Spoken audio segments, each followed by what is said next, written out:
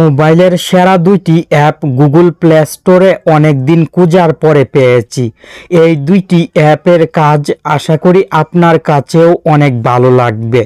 প্রথম অ্যাপটি ইনস্টল করার জন্য প্লে স্টোর ওপেন করে ডাইনামিক স্পট লিখে সার্চ করবেন। এই অ্যাপটি চলে আসবে, লোগোটি দেখে অ্যাপটি ইনস্টল করে নেবেন। ওপেন বাটনে ক্লিক করে নেক্সটে ক্লিক করবেন। তিনটি সেটিংসের পারমিশন দিতে হবে। সিলেক্ট অ্যাপসে ক্লিক করে অলে ক্লিক করে সব অ্যাপের সেটিংস অন করে ব্যাকে চলে আসবেন। নোটিফিকেশন অ্যাক্সেসে ক্লিক করে সেটিংসটি অন করে ব্যাকে চলে আসবেন। এই সেটিংসে ক্লিক করে অ্যালাওয়ে ক্লিক করবেন। আবার সেটিংসে ক্লিক করে নেক্সটে ক্লিক করে সেটিংস থেকে অ্যাপটির সেটিংস অন করে ব্যাকে চলে আসবেন। ডানে ক্লিক করবেন। ব্যাক বাটনে একবার ক্লিক করবেন। অ্যাপের হোম পেজ থেকে পজিশন সেটিংসে ক্লিক করবেন।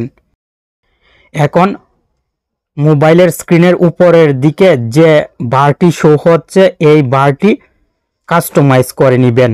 সাইজ বড় ছোট করতে পারবেন, ডান পাশে বাম পাশে সরাতে পারবেন, আপনার মনের মতো কাস্টমাইজ করে নেবেন। অ্যাপের হোম পেজের উপরের দিক থেকে প্লে আইকনে ক্লিক করে অ্যালাওয়ে ক্লিক করবেন, অ্যালাউ দিবেন, আবার প্লে আইকনে ক্লিক করবেন। অ্যাপটি আপনার মোবাইলে সেট হয়েছে। এখন থেকে মোবাইলে মেসেজ, নোটিফিকেশান, কল আসলে উপরের দিকে এইভাবে শো হবে।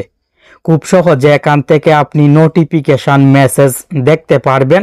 আর যখন মেসেজ, নোটিফিকেশান দেখা হয়ে যাবে তখন আইকনটি হাইড হয়ে যাবে।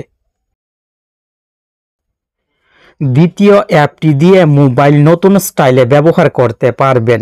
মোবাইলের সব অ্যাপ হোম পেজে শো হবে।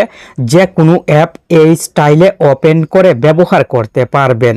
আপনার বন্ধুরা সবাই দেখে অবাক হয়ে যাবে।